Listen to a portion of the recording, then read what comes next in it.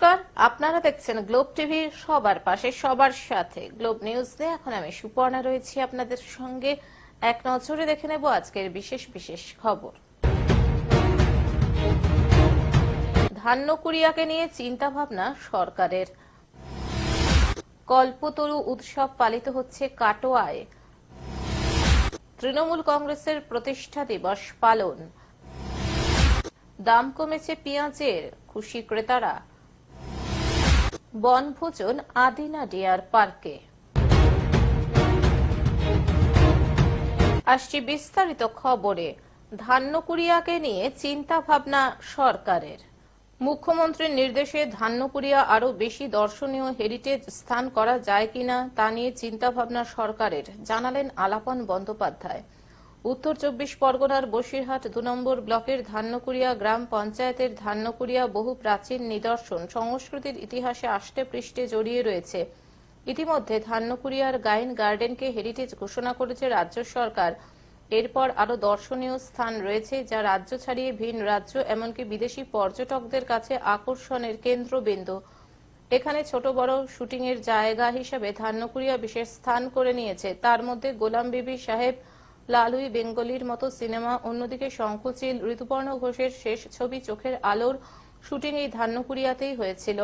একদিকে এখানে প্রাচীন রাজবাড়ি রয়েছে, অন্যদিকে ধান্যকুড়িয়া সিপাহী বিদ্রোহের আমলে তৈরি হওয়া ধান্যকুড়িয়ার হাই স্কুল, ইতালির স্থাপত্য ভাস্কর্যের বহু নিদর্শন, গাইন বল্লভ সাহু জমিদার বাড়ি আজও ধান্যকুড়িয়ার গ্রামে পরতে পরতে দেখা মেলে। বরাবরই ছোট বড় পর্দার কলা কুশলী থেকে বিদেশি পর্যটকদের কাছে ধান্যকুড়িয়া প্রাচীন সংস্কৃতির বহন করা গ্রাম, যেখানে বহু ইতিহাসের সাক্ষী হয়ে রয়েছে এই হেরিটেজ গ্রাম। রাজ্যের মুখ্যমন্ত্রী মমতা বন্দ্যোপাধ্যায়ের নির্দেশে রাজ্য হেরিটেজ কমিশনার আলাপন বন্দ্যোপাধ্যায়, বসিরহাট মহকুমা শাসক আশিস কুমার, বসিরহাট উত্তর বিধানসভার চেয়ারম্যান এটিএম আব্দুল্লাহ রনি, বসিরহাট ২ নম্বর ব্লকের পঞ্চায়েত সমিতির সভাপতি সৌমেন মণ্ডল ও গাইন পরিবারের সদস্য মনোজিৎ গাইন, মাহমুদ হাসান সহ বিশিষ্ট জনেরা নিদর্শনগুলো ঘুরে দেখেন। দেখুন, ধান্যকুড়িয়া হাই স্কুল সিপাহী বিদ্রোহের 18 বছর পরে তৈরি হয়েছিল এবং ধান্যকুড়িয়া হাই স্কুলের সামনের যে মডেলটা, ওটা অক্সফোর্ড বিশ্ববিদ্যালয়ের আদলে তৈরি করা। দেখবেন ধান্যকুড়িয়া যে গ্রামীণ হসপিটাল আছে, তার যে পুরনো বিল্ডিং, সেখানে ইটালীয় ভাস্কর্যের কারুকার্য দেখতে পায় মানুষ। বর্তমানে জেলা পরিষদের সম্পত্তি গাইন গার্ডেন, যেটা টাকি রোডের ধারে, সেখানে গিয়ে ইটালীয় ক্যাসেল যেগুলো হয়, দুর্গ, তার যে প্রতিচ্ছবি সেখানে মানুষ দেখতে পায়। এবং বেশ কয়েকটা রাজবাড়ি আছে যা অসাধারণ স্থাপত্যের নমুনা তুলে ধরেছে এবং বরাবরই পর্যটক এসেছেন এখানে। দেশ বিদেশের পর্যটকরাও এখানে এসেছেন ধান্যকুড়িয়াকে দেখতে।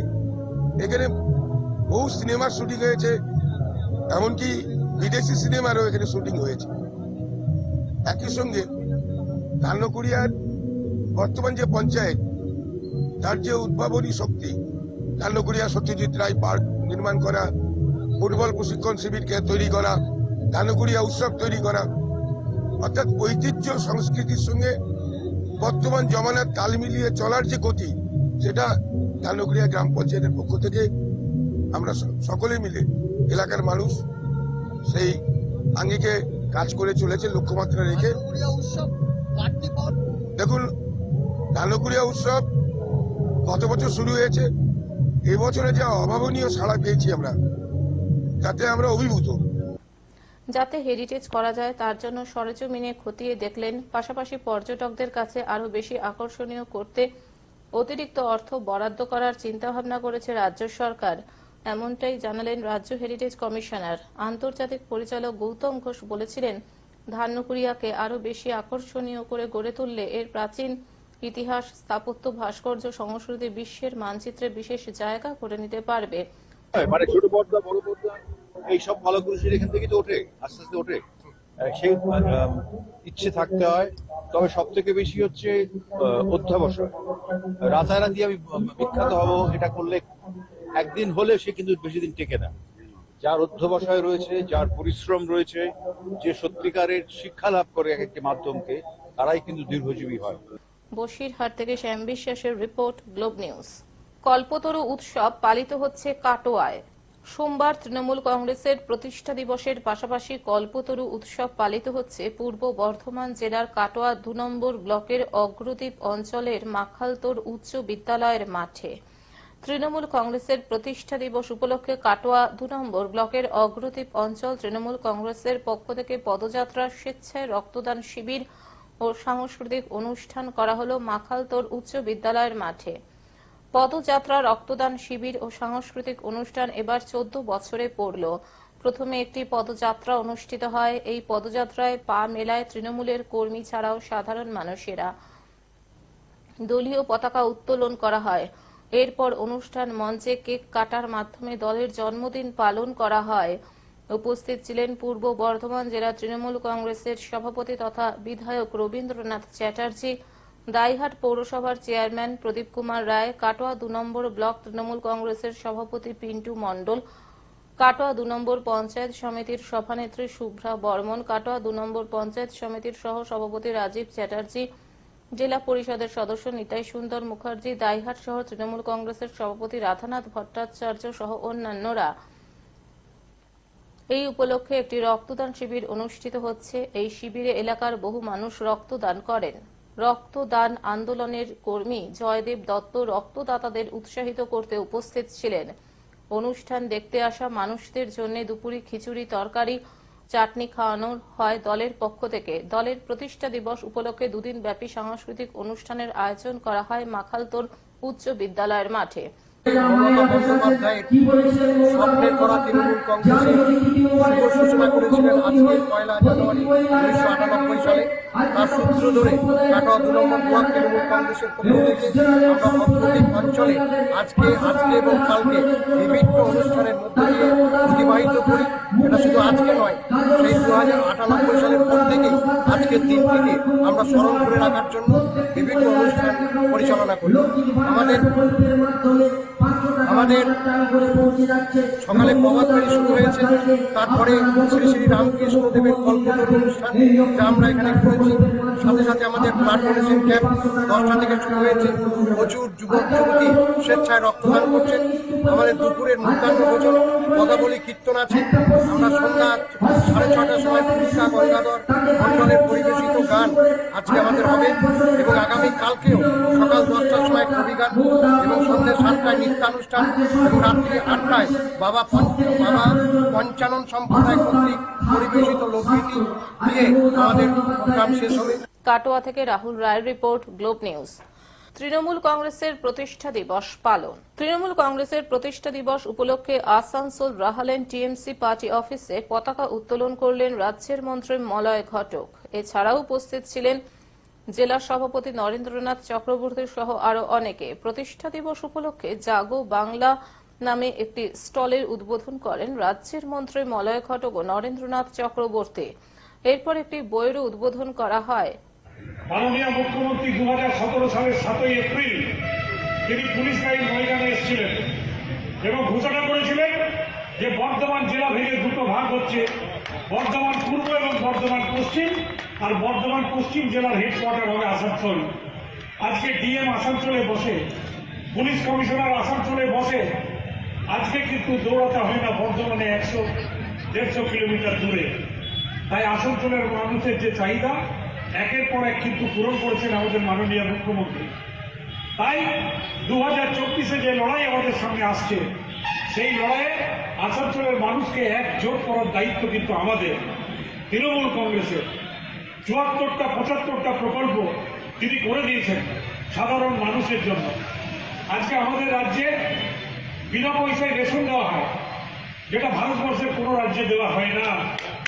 আজকে আমাদের রাজ্যে সরকারি হাসপাতাল খালি ফ্রি নয়, স্বাস্থ্যসাথী কার্ডে যে কোনো প্রাইভেট হাসপাতালে 5 লক্ষ টাকা পর্যন্ত বছরের চিকিৎসা বিনা পয়সায় করে দিয়েছেন মাননীয় মুখ্যমন্ত্রী মমতা বন্দ্যোপাধ্যায়। তারপরে ভোট দেওয়ার চেষ্টা করে আজকে তাদের থেকে মানুষকে সতর্ক করতে হবে। তাই 2024-এর লড়াই তৃণমূল কংগ্রেসের একটা লড়াই, যে লড়াইয়ে মমতা বন্দ্যোপাধ্যায়কে আরো শক্তিশালী করতে হবে।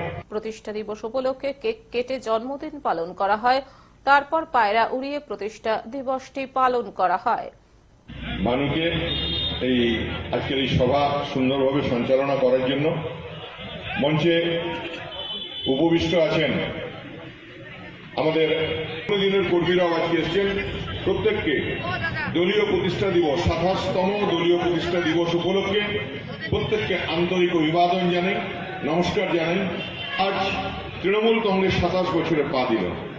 এক দীর্ঘ লড়াইয়ের ইতিহাস তৃণমূল কংগ্রেসের ইতিহাস। মমতা বন্দ্যোপাধ্যায়ের নেতৃত্বে বাংলায় 34 বছরের অপশাসনকে বাক্সবন্দি করে বঙ্গোপসাগরের জলে ফেলে দেওয়ার লড়াই শুরু হয়েছিল গ্রাম বাংলার সাধারণ মানুষ। অনেক মানুষ শহীদ হয়েছেন, হলদি নদীর জল রক্তে লাল হয়ে গেছে, মানুষ কারাবাস করেছেন, মানুষ লড়াই করেছেন মমতা বন্দ্যোপাধ্যায়কে সামনে রেখে। আজ এই দল তৃণমূল কংগ্রেস সাধারণ মানুষের দল, বাংলার মামাটি মানুষের প্রতিভূ মমতা বন্দ্যোপাধ্যায়ের নেতৃত্বে তৃণমূল কংগ্রেস আজ 27 বছরে পা দিল। আসানসোল থেকে সৌমিত্র গাঙ্গুলির রিপোর্ট, গ্লোব নিউজ। দাম কমেছে পেঁয়াজের, খুশি ক্রেতারা। অনেকটাই দাম কমেছে পেঁয়াজের। নাসিকের থেকে আসা পেঁয়াজের দিনবাজারের পাইকারি বিক্রেতারা বলেছেন পেঁয়াজের দাম এখন 17 থেকে 20 টাকা, যা বাজারে বিক্রি হচ্ছে 25 থেকে 30 টাকা দরে। তাই দাম কমাতে কিছুটা হলেও স্বস্তির নিঃশ্বাস ফেলছেন মানুষ। কারণ কয়েকদিন আগে পেঁয়াজের দাম হয়েছিল 80 টাকা থেকে 100 টাকা কেজি, কিন্তু সেটা এখন 25 টাকা থেকে 30 টাকা দরেই বাজারে মিলছে। পাইকারি বিক্রেতারা বলেন পেঁয়াজের দাম এখন আপাতত কমই থাকবে, দুর্যোগ না হলে দাম একই থাকবে। বাজারে এখন পেঁয়াজ 25 টাকা কেজি দরে বিক্রি হওয়াতে খুশি সাধারণ মানুষ। দাম কমার জন্য কেউ কেউ 1 থেকে 2 কেজি পেঁয়াজ কিনে নিয়ে যাচ্ছেন বাড়িতে। হ্যাঁ, কতটা আপনারা খুশি? এর আগে তো অনেকটা দামি কিনতে হতো। খুবই খুশি। এরকম কমে গেলে পরে আর একটু যদি কমে আরো ভালো।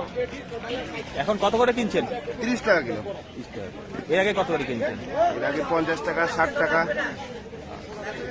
আশা করছেন এটা থাকবে? হ্যাঁ, মানে এই দাম থাকবে আশা করছেন? আবার বাড়তে পারে, বলা তো মুশকিল। জলপাইগুড়ি থেকে সায়ন সেনের রিপোর্ট, গ্লোব নিউজ। বনভোজন আদিনা ডিয়ার পার্কে। নতুন বছরের প্রথমে প্রচন্ড ঠান্ডাতে জমে উঠেছে বনভোজনের পর্ব। সব জেলার পাশাপাশি মালদা জেলার বিভিন্ন জায়গায় চলছে বনভোজন।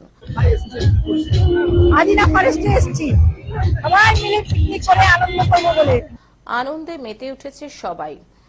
তুলে ধরা হলো মালদার আদিনা ডিয়ার পার্কের চিত্র।